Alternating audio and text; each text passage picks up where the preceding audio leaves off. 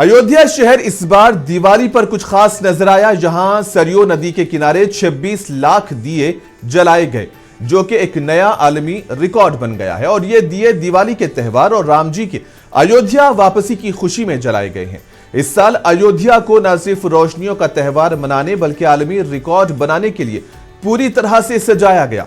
रोशनियों के त्यौहार का आगाज दरियाए सरयू के किनारे लेजर और लाइट शो से हुआ, जिसने पूरे घाट को दियों और रंगीन रोशनियों से रोशन किया।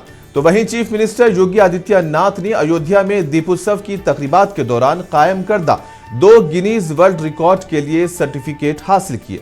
ये कारनामा महकमे सयाहत, हुकूमत उत्तर प्रदेश, अयोध्या जिले इंतजामिया के साथ मिलकर हासिल किया गया, जिसने दिवाली की तकरीबात के दौरान शहर की अजमत की बढ़ती हुई मीरास में एक और बाब का इजाफा किया।